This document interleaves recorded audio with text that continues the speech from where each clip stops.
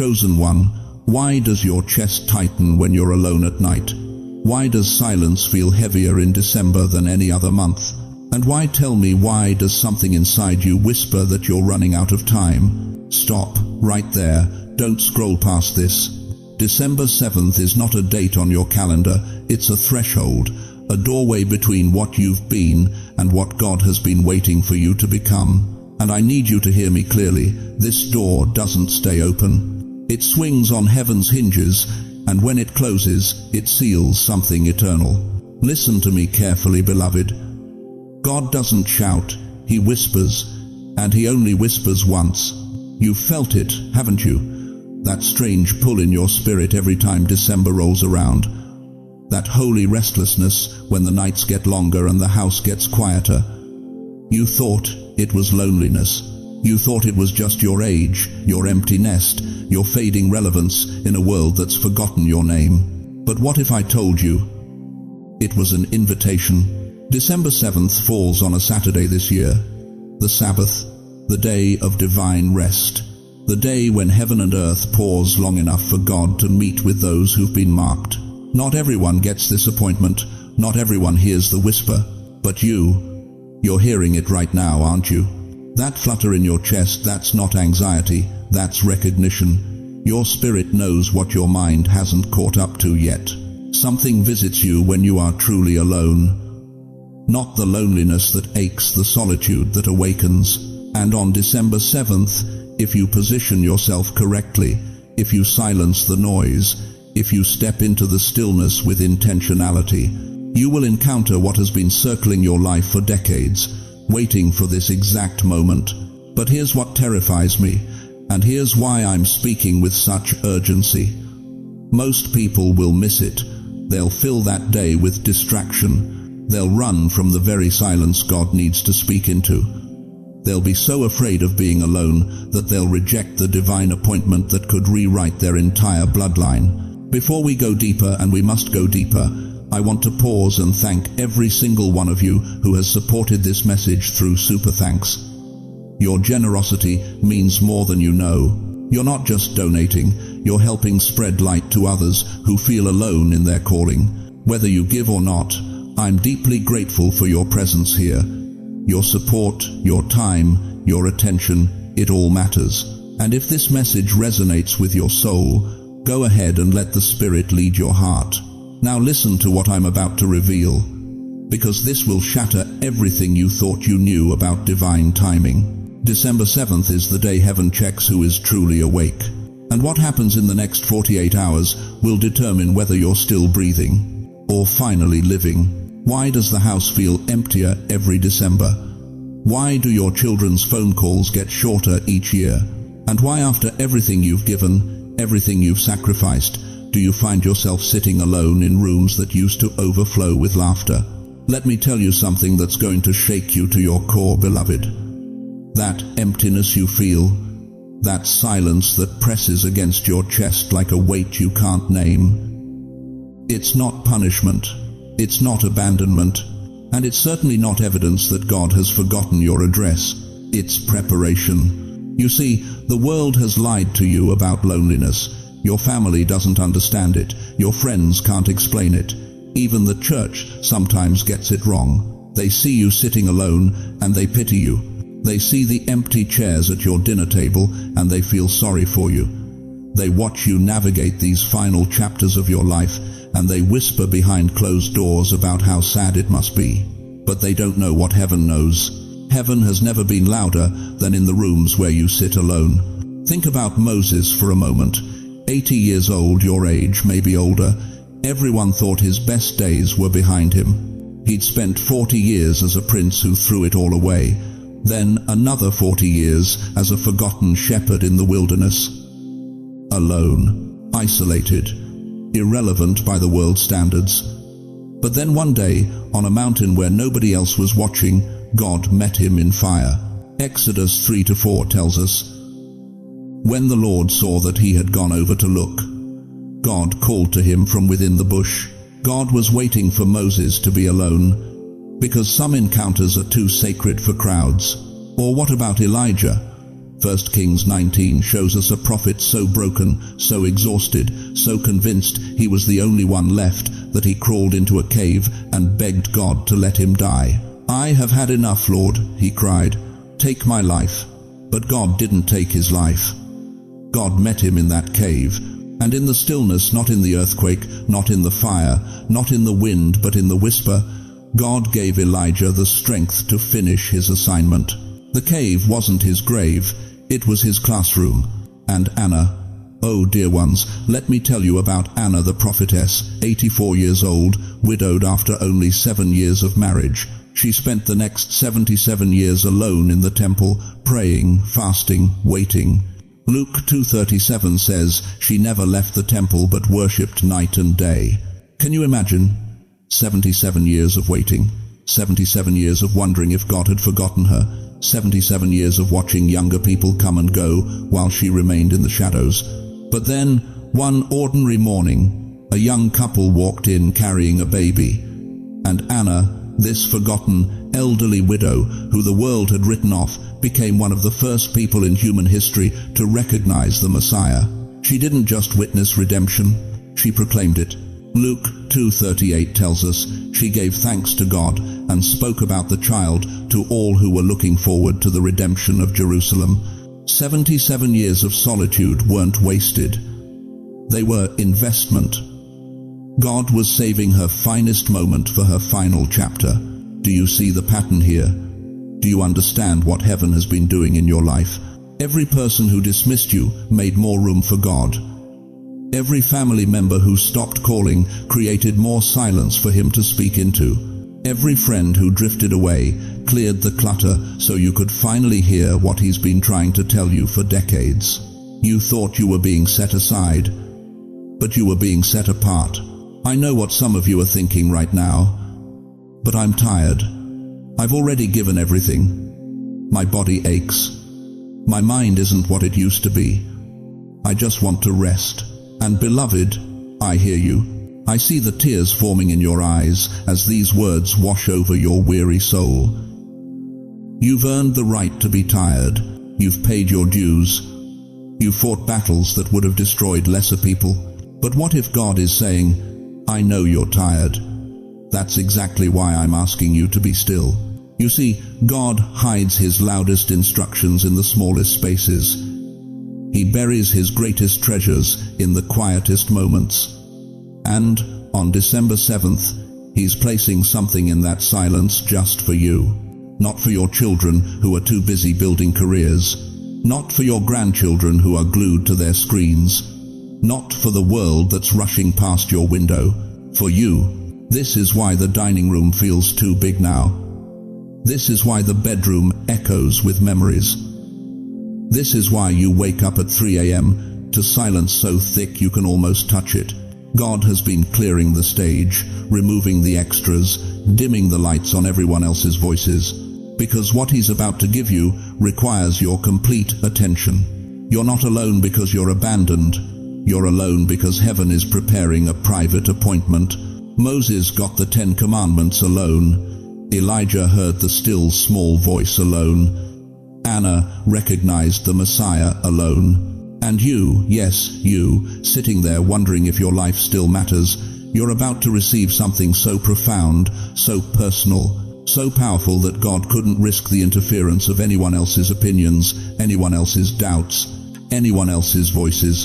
December 7th isn't just another Saturday on your calendar. It's the day your solitude transforms from sentence to sanctuary. It's the moment when everything that felt like loss reveals itself as divine positioning. But here's the question that will determine everything. Will you show up for the appointment? You know what breaks my heart?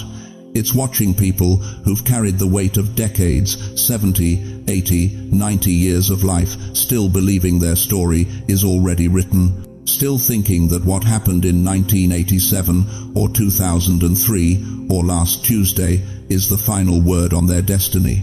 But what if I told you that heaven doesn't work like that? Listen to me carefully, chosen one. Heaven marks moments the way humans mark years. While you've been counting birthdays and anniversaries, God has been counting appointments. Divine appointments. Moments when the veil between the eternal and the temporal becomes so thin that one decision, one encounter, one night of solitude can alter the entire trajectory of your remaining years. December 7th is one of those moments. You see, the enemy has convinced you that your life is like concrete poured, set, hardened, permanent. He's whispered that your mistakes are monuments, that your failures are foundations, that what you've become is all you'll ever be.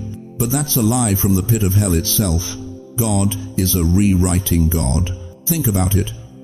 When Moses stood at the Red Sea with 2 million terrified Israelites behind him and Pharaoh's army charging forward, what happened? In one moment, one supernatural moment, God rewrote what looked like certain death into the greatest deliverance in human history. Exodus 14:21 says, "Then Moses stretched out his hand over the sea, and all that night the Lord drove the sea back with a strong east wind." All that night, while they waited in the darkness, while fear screamed louder than faith, God was rewriting the story. Or consider Sarah, 90 years old, sitting in her tent, her womb as dead as yesterday's dreams. Everyone who knew her had already written her story. Barren, forgotten, past her time. But Genesis 21:1 declares, "Now the Lord was gracious to Sarah as he had said, and the Lord did for Sarah what he had promised." God took the pen from human hands and rewrote her ending into a beginning that would birth nations. Your age is not your limitation, beloved. It's your qualification for a rewrite. But here's what most people don't understand about divine rewrites. They don't happen in the noise. They don't happen in the chaos of family gatherings, or the distraction of television marathons, or the comfort of familiar routines. They happen in the upper room. They happen in the wilderness. They happen in the Garden of Gethsemane, when everyone else has fallen asleep and you're alone with God. December 7th falls on a Saturday, the 7th day, the Sabbath. And if you know your scripture, you know that 7 is the number of completion, the number of divine perfection, the number that signals the end of one thing and the supernatural beginning of another. God created the world in 6 days and rested on the 7th, not because he was tired, but because he was establishing a pattern, a rhythm, a holy principle that echoes through all of time. The 7th moment is when heaven finalizes what earth has been struggling with. And right now, as I'm speaking these words, there is a heavenly scribe, yes, I said it, a heavenly scribe standing before the books of your life. Revelation 20:12 speaks of books being opened. Not just one book, books, plural. Multiple volumes of your existence, your choices, your pain, your prayers that seem to go unanswered. But on December 7th, something shifts in the courts of heaven. That scribe is waiting for one thing. Will you show up to the appointment? Will you step into the solitude that terrifies you? Will you face the silence you've been running from for years? Because, beloved, God is about to adjust destiny pages, but he will not force his way into a life that refuses to be still.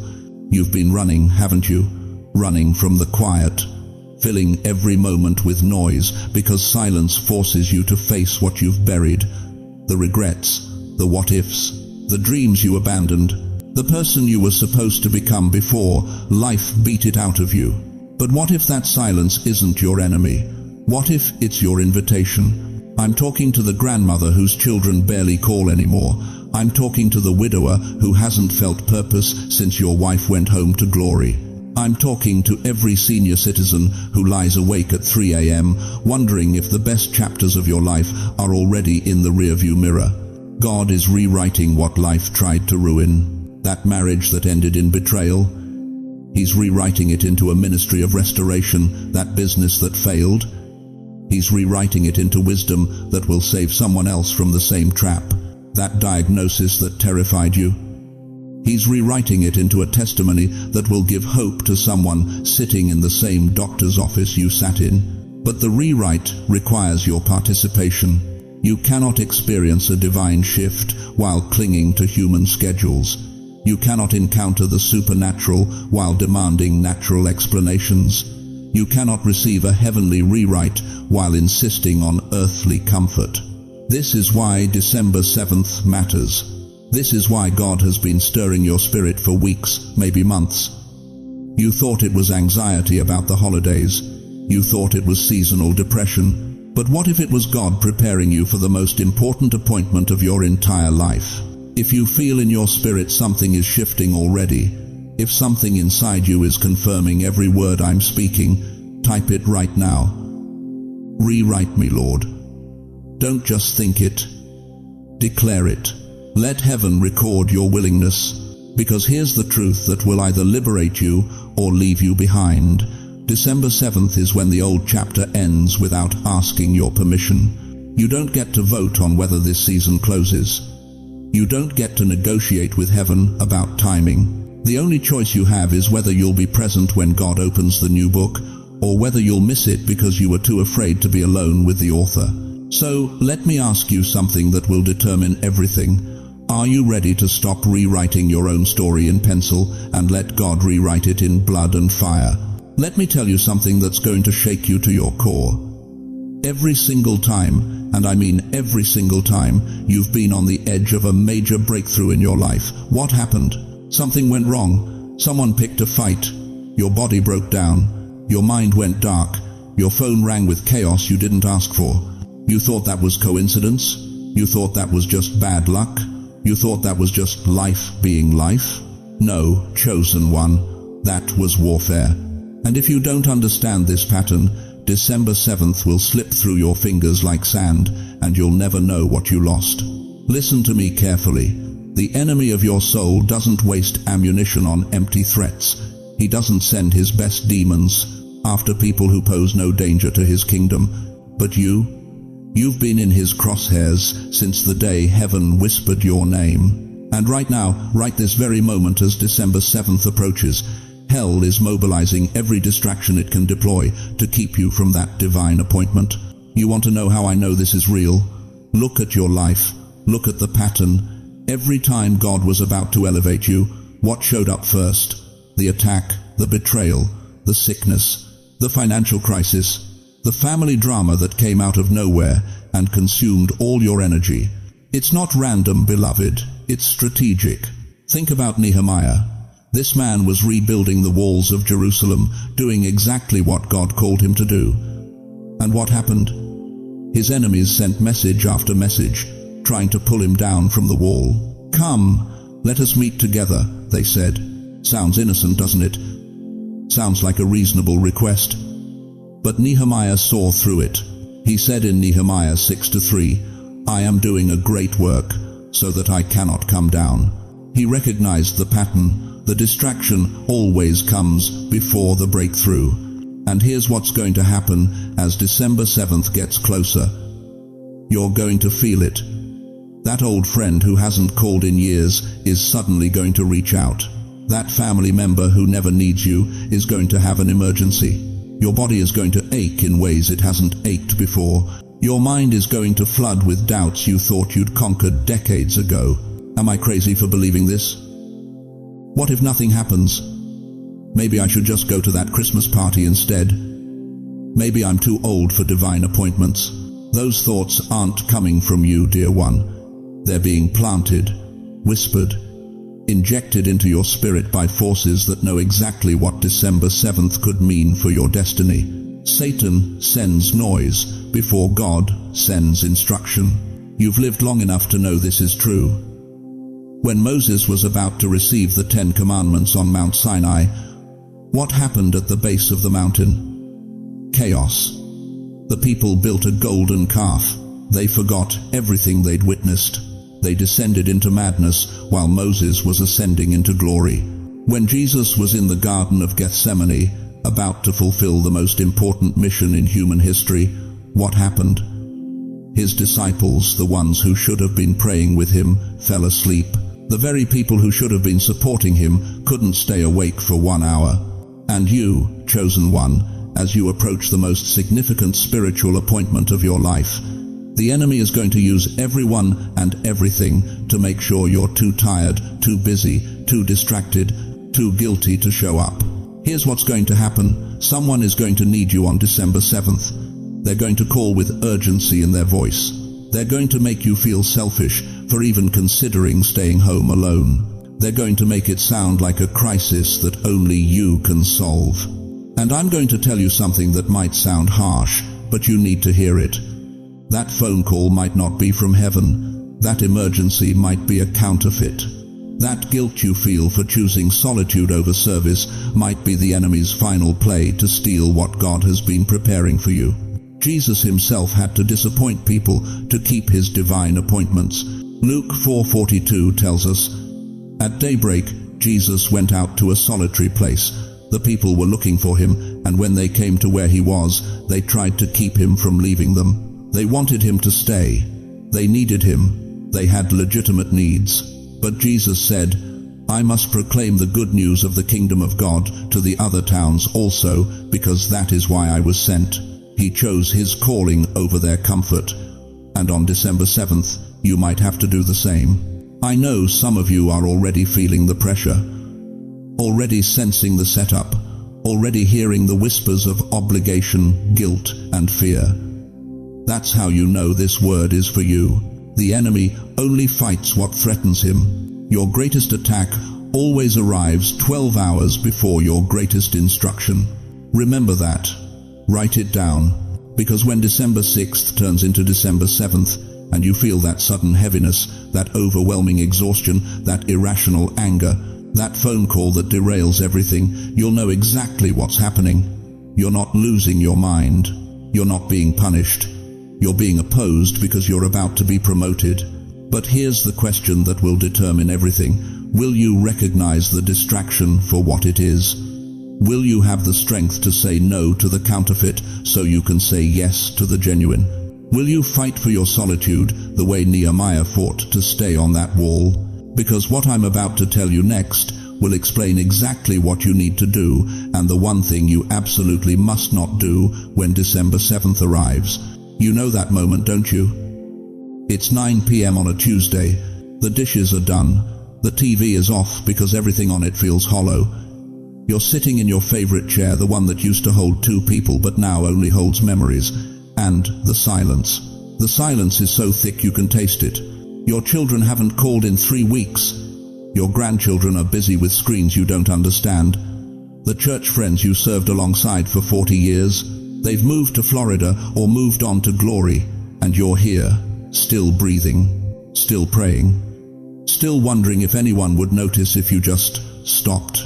Let me ask you something that's going to cut deep. When was the last time someone asked how you really are, not the "how are you" they throw out while walking past? I mean, the kind of question that waits for an honest answer. When was the last time you felt seen, truly seen? I know what you do in those quiet hours. You replay conversations from 30 years ago, wishing you'd said something different.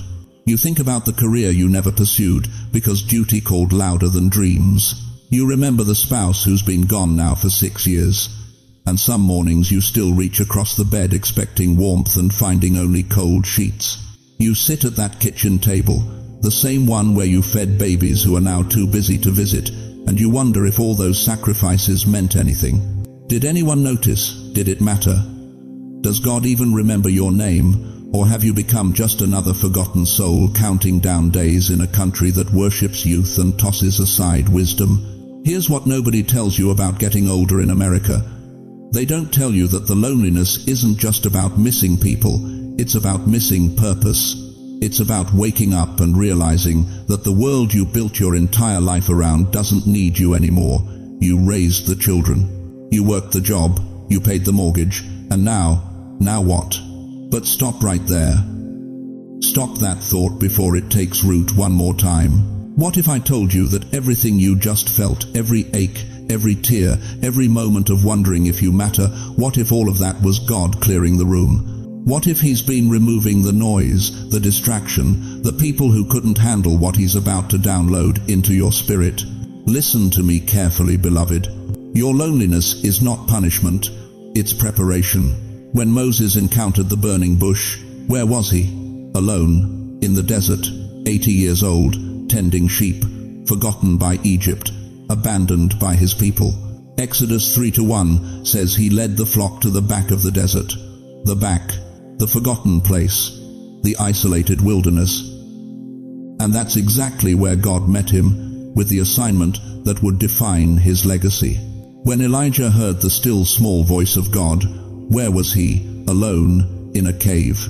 1 Kings 19:12 tells us it wasn't in the earthquake or the fire or the wind, it was in the whisper. And whispers require silence. They demand isolation. They only come when everything else has been stripped away. When Jesus prayed the prayer that would save humanity, where was he? Alone in Gethsemane. Matthew 26:40 shows us that even his closest disciples couldn't stay awake. They left him in his most crucial hour. But that solitude, that abandonment, it was the sacred space where earth's redemption was sealed. Do you see the pattern?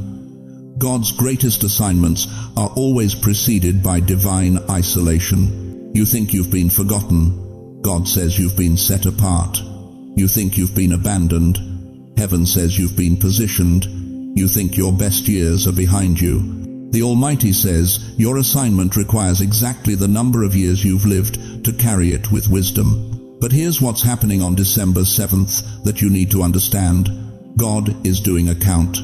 Like a shepherd who counts his sheep when the field is quiet, when the noise has settled, when the distractions have cleared.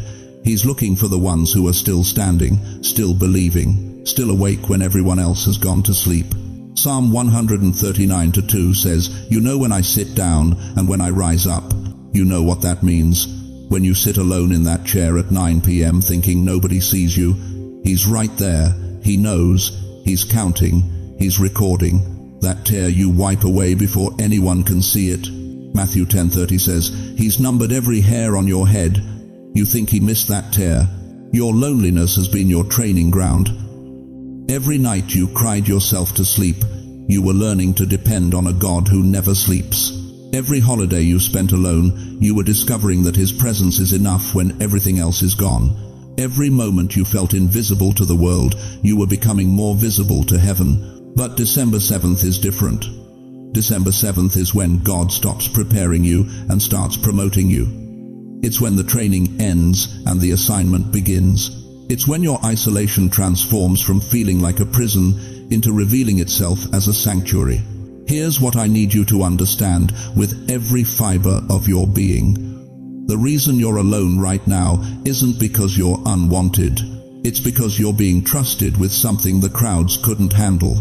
It's because what God is about to whisper to you is so sacred, so powerful, so specifically designed for your DNA that it requires absolute silence to receive it. If you've ever cried alone and felt like no one noticed, I need you to do something right now. Type these 3 words in the comments. God sees me. Not for me. Not for this video. For your own spirit to hear your faith speak louder than your loneliness. Because, chosen one, your solitude isn't your sentence. It's your invitation to the most intimate encounter of your entire life. But are you ready to stop running from the silence and start running toward the sacred? Now listen to me very carefully, chosen one, because what I'm about to tell you will separate those who merely hear God's voice from those who actually obey it. On December 7th, you must be alone for at least 1 hour. Not kind of alone, not technically alone, while your phone sits 3 feet away buzzing with notifications. I'm talking about radical, intentional, sacred solitude. No phone, no television, no radio, no people knocking on your door asking what you're doing. Just you and the God who has been trying to get your attention for 70 years. I know what you're thinking right now. You're thinking, I'm alone all the time. What's so special about this? But beloved, there's a universe of difference between the loneliness that happens to you and the solitude you choose for God. One is circumstance, the other is consecration. One leaves you empty, the other fills you with fire. You see, most of your life you've been surrounded by noise. Even when you're by yourself, your mind is screaming with memories, regrets, what-ifs, and why didn't I's. You fill the silence with television because silence feels like death. You call your children even when you have nothing to say, because the sound of another human voice convinces you that you still matter. You fall asleep to the news because the quiet terrifies you more than the chaos. But God doesn't speak in chaos. He speaks in whispers, and whispers require silence. 1 Kings chapter 19 tells us about Elijah hiding in a cave, running from Jezebel, convinced his ministry was over, and God showed up. But watch how he showed up. Verse 11 says, "Then a great and powerful wind tore the mountains apart and shattered the rocks before the Lord, but the Lord was not in the wind. After the wind there was an earthquake, but the Lord was not in the earthquake. After the earthquake came a fire, but the Lord was not in the fire. And after the fire came a gentle whisper, a gentle whisper." God could have shouted. He could have used the earthquake or the fire or the wind to get Elijah's attention. But he chose the whisper. Why? Because whispers require you to lean in. Whispers demand your full attention. Whispers separate the desperate from the casual. On December 7th, God is going to whisper. And if you're not positioned in absolute silence, you will miss the most important message of your entire life. Here's what's going to happen during that hour if you obey. God will reveal 5 things to you. Write this down, memorize it, stake your life on it. First, He will give you a name. Not your name, someone else's name. Someone you're supposed to pray for, call, forgive, or reach out to. This name will drop into your spirit like a stone into still water, and you'll know immediately why it came. Second, He will give you a direction, a specific next step you've been avoiding. Maybe it's selling that house. Maybe it's making that doctor's appointment. Maybe it's finally admitting you need help. The direction will be so clear it will terrify you, because clarity removes excuses.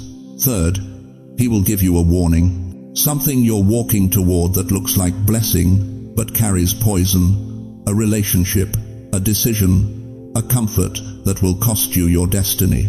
The warning won't be loud, but it will be undeniable. Fourth, He will give you a shift, a sudden internal change in how you see yourself, your past, your purpose. What felt like failure will suddenly look like preparation.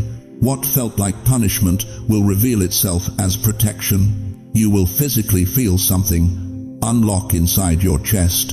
And fifth, this is the one that will wreck you. He will give you a blessing you stopped praying for 20 years ago, the thing you buried because hoping hurt too much.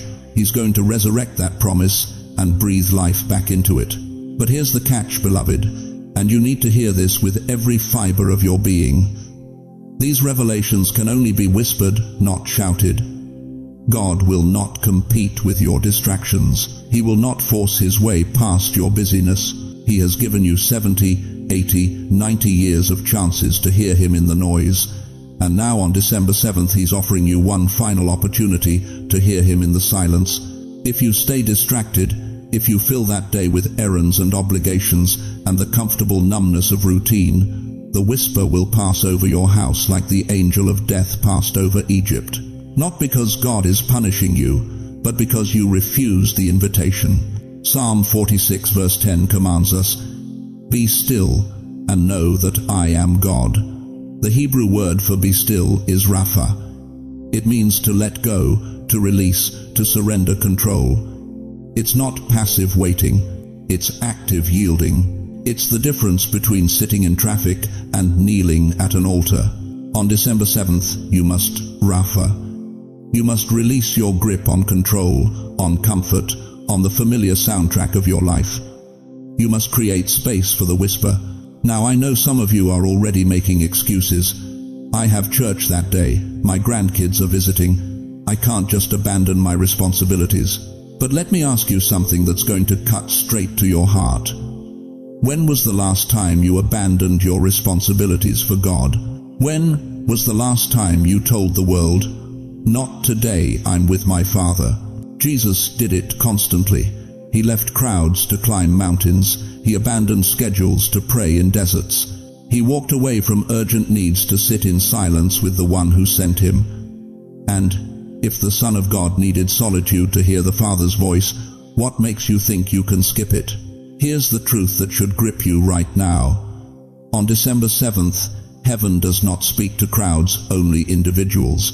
And if you position yourself correctly, if you silence everything competing for your attention, if you enter that hour with expectation instead of obligation, you will walk out different. Not inspired, transformed, not encouraged, commissioned, not hopeful, certain. But you have to show up. You have to be intentional. You have to treat this like the divine appointment it is. And if you stay with me until the end of this message, I'm going to give you the one sentence you must speak aloud during that sacred hour, the sentence that will unlock everything God has been holding back until you were finally ready to receive it. Because, beloved, the question isn't whether God will show up on December 7th. The question is, will you? Dear chosen one, let me tell you something that's going to shake the foundation of everything you thought you knew about your future. You've been living with a pen in your hand, trying to write your own story, crossing out mistakes, editing chapters, rewriting sentences over and over again, hoping that somehow, if you just work hard enough, pray long enough, sacrifice deeply enough, the narrative will finally make sense. But what if I told you that you've been holding the wrong pen? What if the story you've been trying to fix was never yours to rewrite in the first place? Listen to me carefully. On December 7th, God is doing something He rarely does. He's not just editing your story. He's not just correcting a few chapters. He is taking the pen out of the enemy's hand and reclaiming authorship over your entire life. Let that sink in for a moment.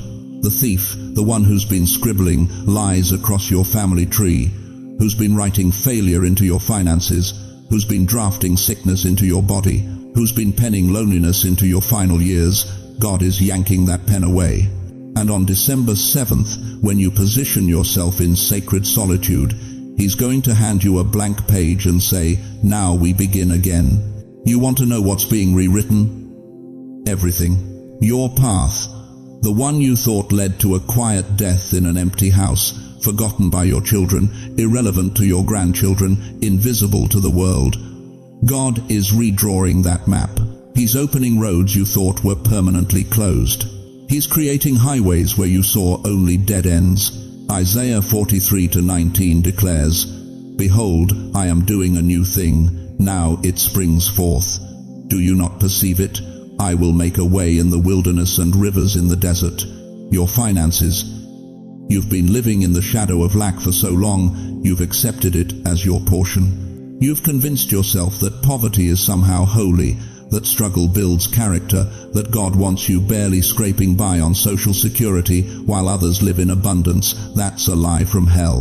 On December 7th, God is rewriting the economic trajectory of your bloodline.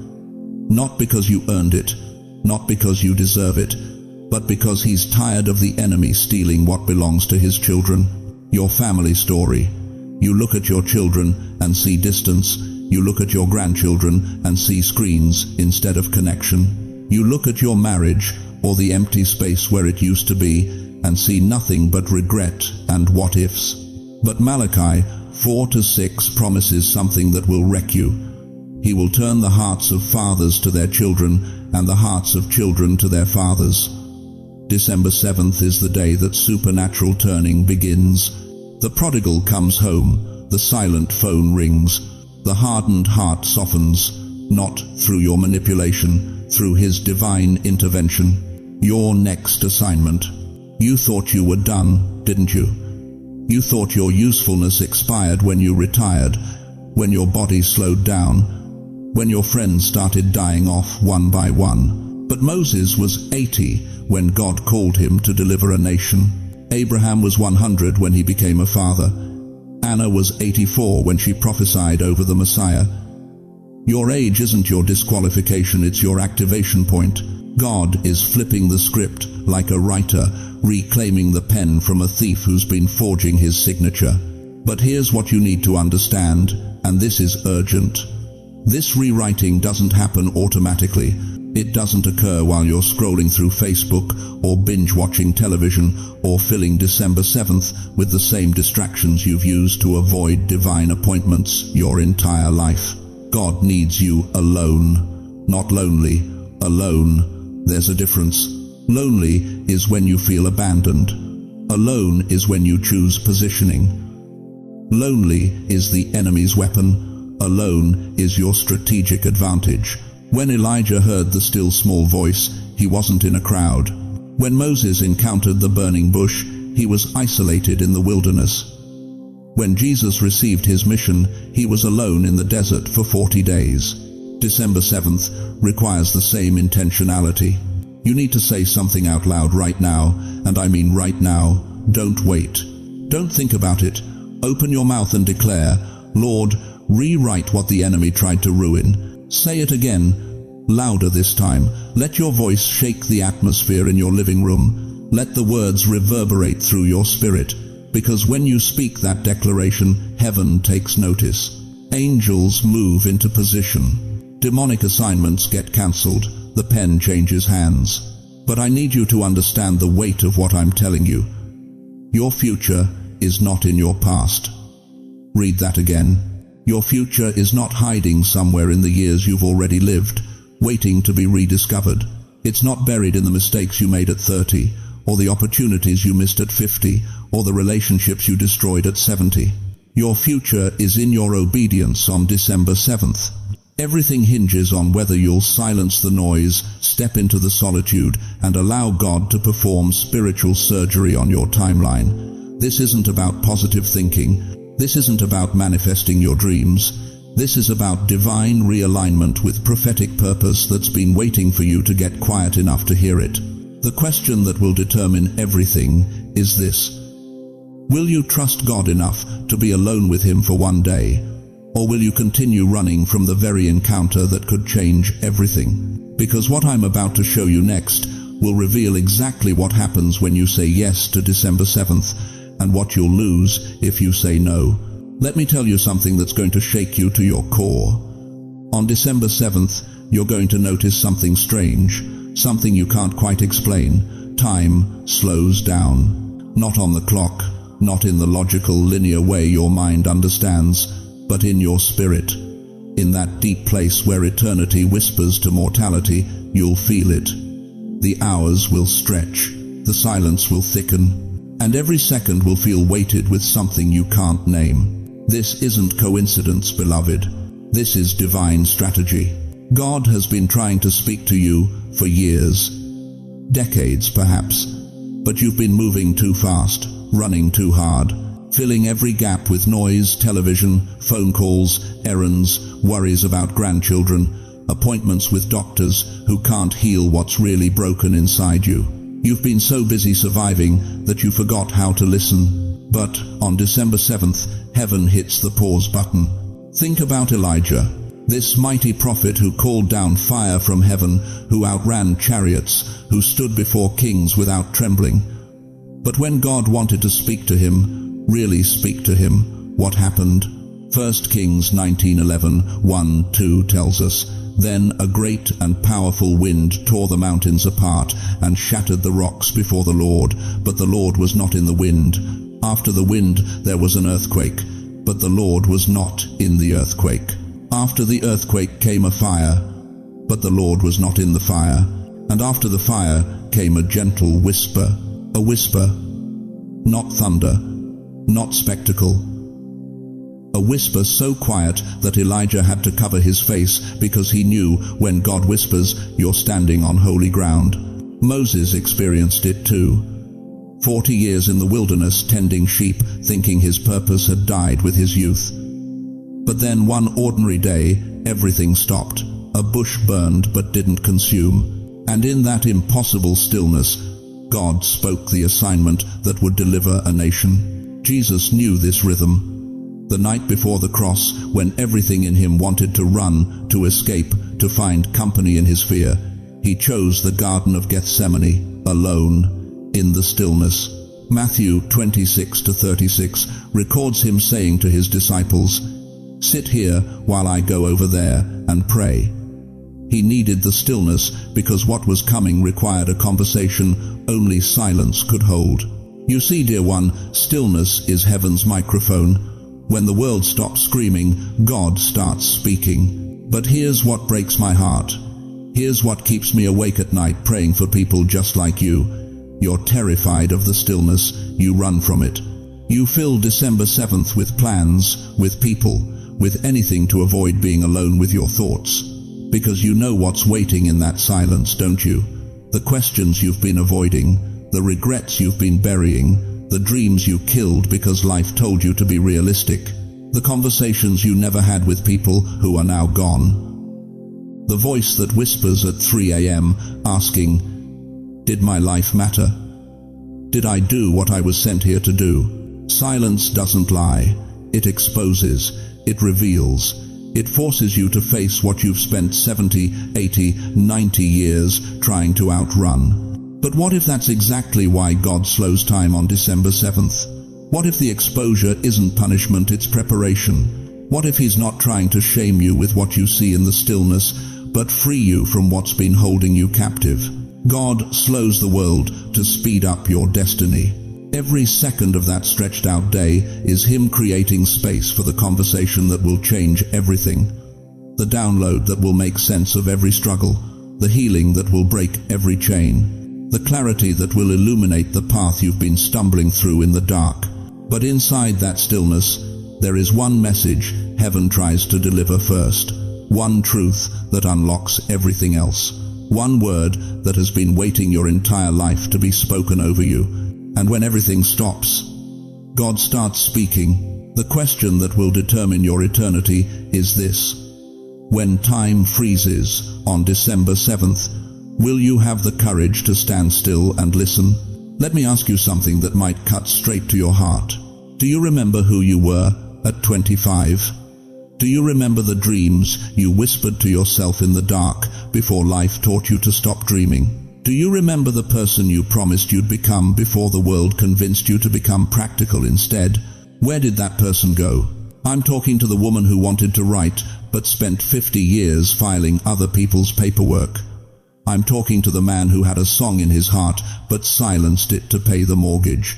I'm talking to every single one of you who buried something precious because survival demanded it, because family needed it, because time just took it. You've been carrying this ache for decades, haven't you? It shows up at 3 a.m. when the house is too quiet. It whispers when you're alone at the kitchen table with your coffee getting cold. It's that hollow feeling that no amount of television or grandchildren's visits can quite fill. Because something inside you knows you were meant for more than you settled for. But here's what breaks my heart. You've made peace with the loss. You've told yourself it's too late.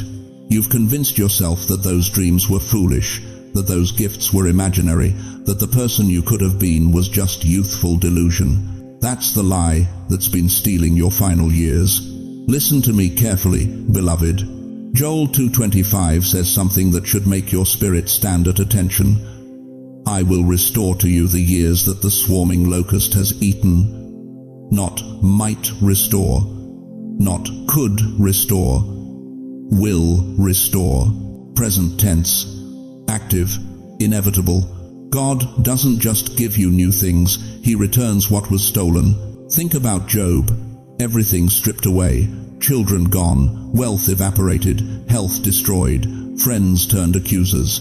He sat in ashes, scraping his sores with broken pottery, wondering if God had forgotten his name. But Job 42:10 records something miraculous. And the Lord restored Job's losses when he prayed for his friends. Indeed, the Lord gave Job twice as much as he had before. Twice as much. Not just restoration, multiplication. You see, when life takes something from you through no fault of your own, when dreams die because you had to choose between passion and survival, when gifts get shelved because nobody in your family understood them, when opportunities slip away because you were too busy keeping everyone else alive, God keeps a ledger. And December 7th is collection day. But you have to understand something that will shatter everything you've accepted about your age and your time. The returning isn't just about getting back what you lost.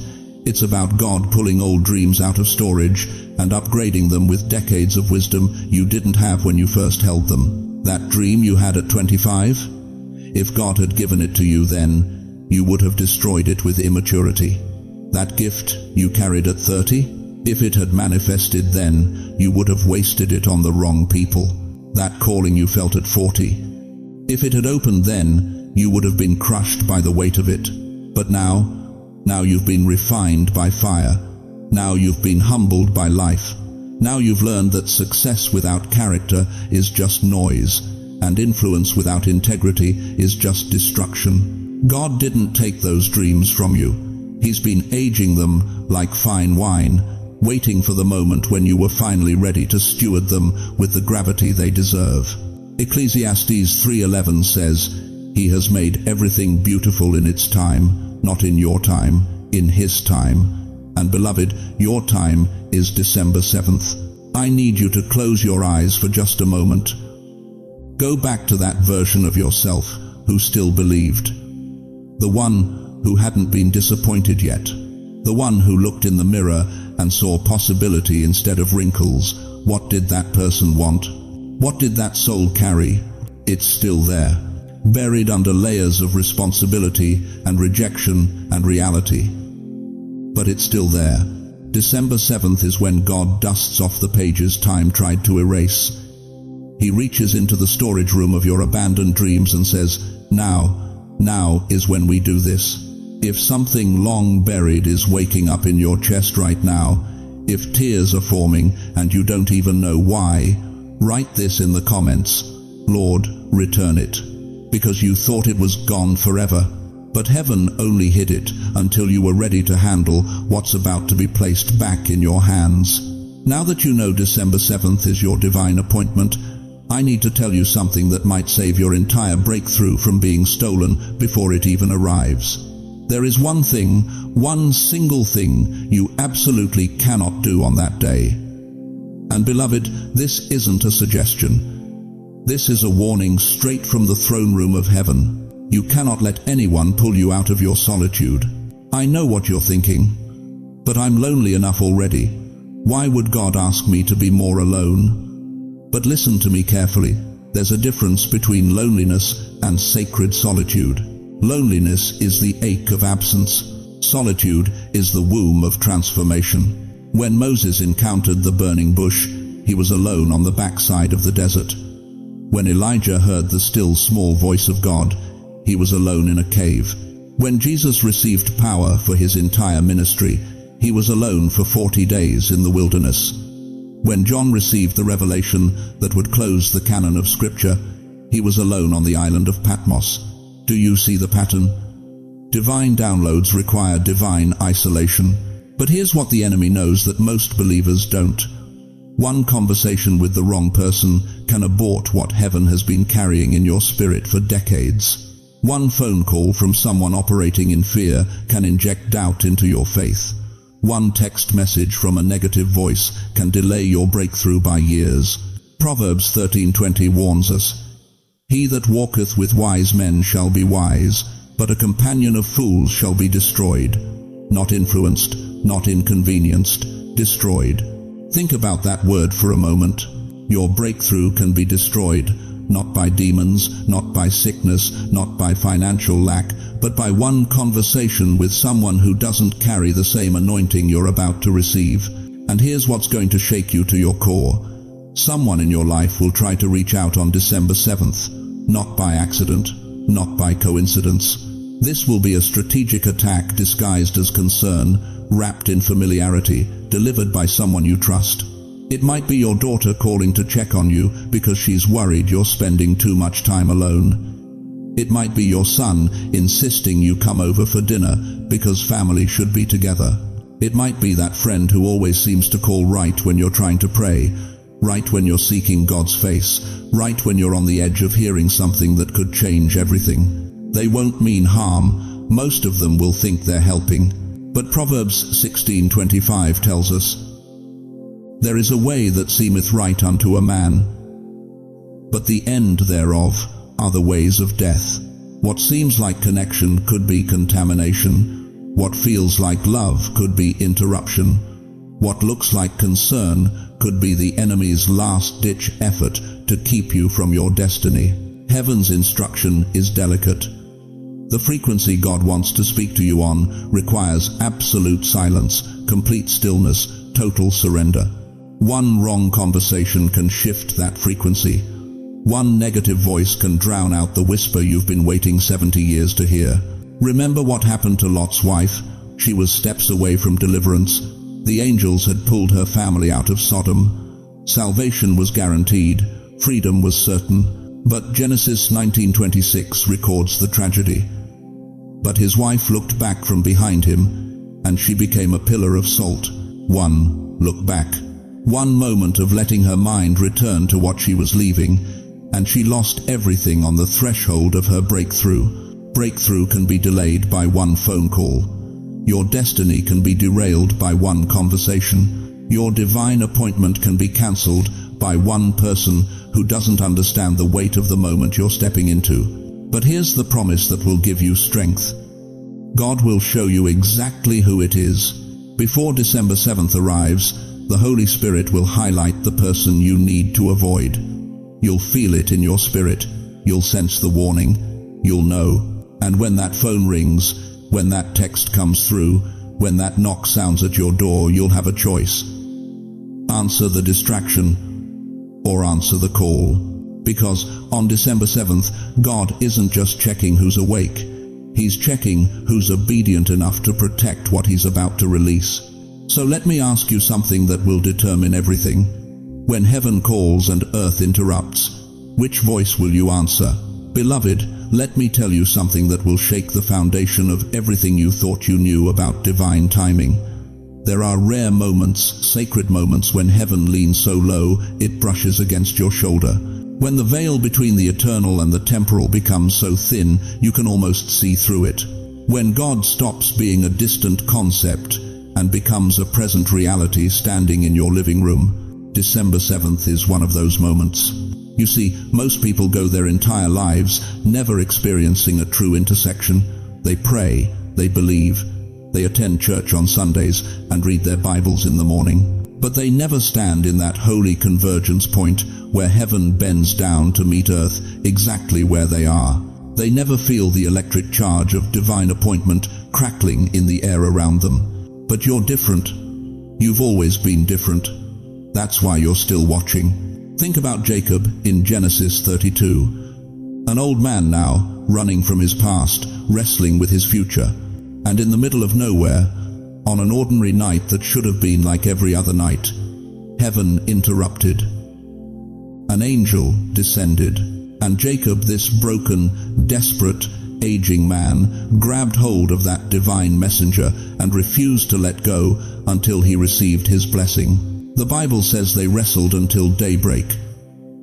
Can you imagine? An elderly man, his body aching, his strength fading, locked in combat with an angel of the Lord. And when dawn finally broke, Jacob walked away with a limp, but also with a new name, a new identity, a new destiny. He walked into that night as Jacob the deceiver. He limped away as Israel the prince. One intersection, one moment when heaven touched earth, and everything changed forever. Now, let me ask you something that might hurt. How many years have you spent believing your best days are behind you? How many mornings have you woken up feeling like your story is already written, your chapter already closed, your purpose already expired? How long have you been living like a has-been when God still calls you a will-be? The enemy has been whispering lies to you for decades. You're too old. You're too tired. You've missed your moment. God's moved on to younger vessels. And you know what breaks my heart? You believed him. But what if I told you that your greatest intersection isn't behind you? It's waiting for you on December 7th. What if every disappointment, every closed door, every season of silence has been positioning you for this exact moment? What if God has been orchestrating your entire life, every tear, every triumph, every tragedy, to bring you to this one sacred Saturday when heaven opens over your life like never before? Listen to me carefully. On December 7th, something shifts in the spiritual realm. Angels receive their assignments. Doors that have been locked for generations suddenly swing open. Wounds that have festered for 50 years begin to heal. Names get rewritten in heaven's ledger. Destinies get reactivated. But only for those who show up. Only for those who position themselves. Only for those who are willing to be alone long enough for God to speak. The prophet Isaiah saw it in Isaiah 64:1. "Oh, that you would rend the heavens, that you would come down." That word rend means to violently tear open. It's not gentle. It's not quiet. It's heaven ripping through the fabric of normal existence to crash into your reality. That's what's coming on December 7th. Not a whisper, a collision. Heaven is about to rewrite your story, but you have to be present for the intersection. You have to silence the noise. You have to step into the stillness. You have to wrestle like Jacob wrestled, desperate, determined, refusing to let go until breakthrough comes. Your family doesn't understand this. Your friends will think you're crazy. But something inside you knows I'm telling the truth, doesn't it? Something ancient in your spirit is recognizing the sound of its own name being called. If you're ready for this intersection, if you're willing to stand alone on December 7th and meet whatever God sends, then I need you to do something right now. Comment below, "Meet me, Lord." Don't just watch. Participate. Let heaven record your response. Because here's the truth that's going to shatter every limitation you've accepted. The moment heaven touches earth, your story can no longer stay the same. And when that moment comes, when you feel the weight of glory pressing down on your shoulders, when you sense the presence of something ancient and eternal filling your room, you'll finally understand why you had to walk through everything you walked through to get here. But what exactly will happen when that intersection occurs? What does heaven look like when it invades your ordinary Saturday evening? Chosen one, as we come to the end of this sacred encounter, I need you to hold 3 eternal truths close to your heart. First, December 7th is not just another Saturday. It's a divine appointment written in heaven's calendar before you were born. It's the intersection where everything you've survived meets everything God has prepared. Don't let fear, distraction, or doubt steal this moment from you. Second, the solitude you've been running from is actually the sanctuary you've been seeking. Being alone on December 7th isn't isolation, it's activation. It's where heaven meets you without interference, where God speaks without competition, where your destiny gets rewritten in the stillness. Third, your age is not your disqualification, it's your graduation. Every year you've lived, every battle you've fought, every tear you've cried has been preparing you for what's about to unfold. Moses was 80, Sarah was 90. Your best chapter isn't behind you, it's breaking through right now. But beloved, I need you to hear this with your whole heart. You are not walking into December 7th alone. The God who orchestrated this divine appointment is the same God who will meet you there. He hasn't brought you this far to abandon you now. He's been working behind the scenes of your life, arranging details you can't see, opening doors you haven't found yet, preparing blessings you can't imagine. And beyond God's faithfulness, you have this community. Thousands of chosen ones just like you, awakening to the same call, feeling the same stirring, stepping into the same destiny. We're here, we see you, we're praying for you. You're not alone in this calling.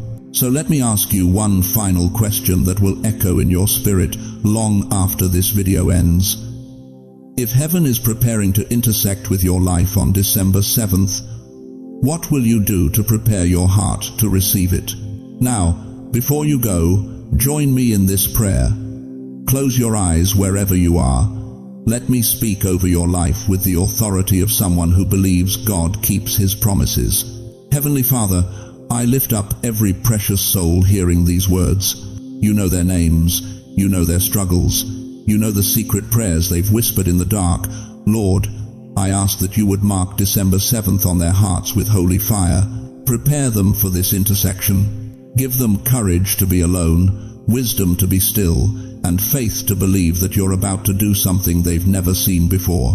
Open doors that have been locked for generations. Heal wounds that have festered for decades.